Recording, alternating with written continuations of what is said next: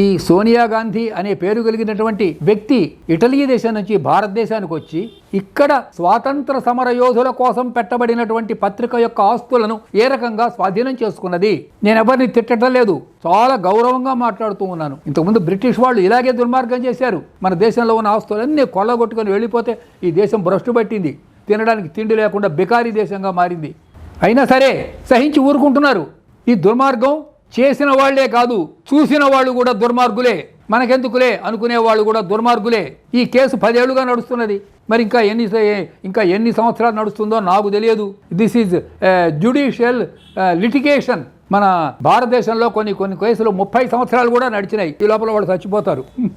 ఆ కేసు వేసిన వాళ్ళు అంటే విక్టిమ్స్, పిటిషనర్లు వాళ్ళు కూడా పోతారు. అభయ మర్డర్ కేసు అని ఒకటి కేరళలో నడిచింది. కేరళలో అభయ మర్డర్ కేసు. అభయ అంటే ఒక అమ్మాయి ఇక్కడ ఇంటర్మీడియట్ డిగ్రీ ఏదో చదువుకుంటే ఆ అమ్మాయిని అక్కడ వాళ్ళు క్రిస్టియన్స్ చంపారు.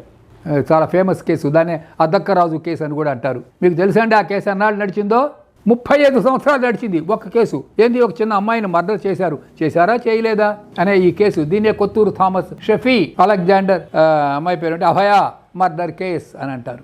30 ఏళ్ళు కేసు నడవటం ఏంటండి? అంటే 3 తరాలు నడిచింది అనమాట ఒక కేసు. మరి ఇప్పుడు ఈ నేషనల్ హెరాల్డ్ కేసు, మహనీయులారా, ఈ నేషనల్ హెరాల్డ్ కేసు ఇంకా ఎన్ని దశాబ్దాలు